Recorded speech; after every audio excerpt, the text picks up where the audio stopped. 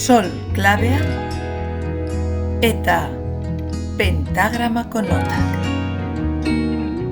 Gaur notak pentagraman non idatzi ikasiko dugu. Sol klabea erabiliko dugunez, sol nota pentagraman non kokatu behar dugun badakigu, ezta? Ea, gogora dezagun. Bigarren lerroan. Orain doren eskala gogoratuko dugu. Grabetik agudora, do, re, mi, fa, sol, la, si. Eta agudutik grabera, si, la, sol, fa, mi, re, do.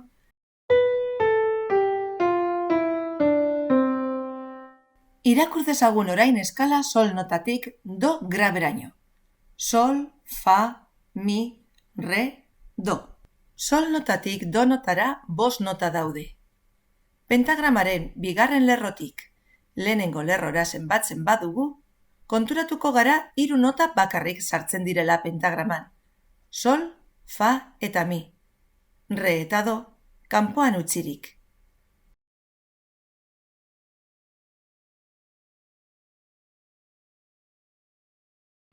Noten soinua aguduegia edo grabegia denean pentagrama barruan sartzeko, lerro gehigarriak erabiltzen ditugu.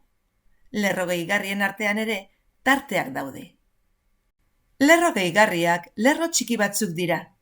Lerro hauek pentagramaren gainean edo azpian jartzen dira. Adibidez, do.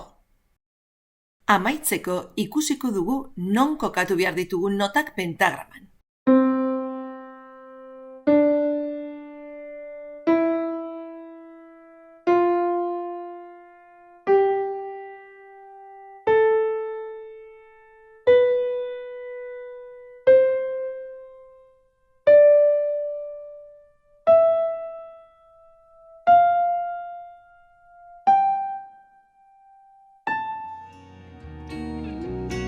Gogoratu notak ondo irakurtzeko praktikatzea guztiz beharrezkoa dela.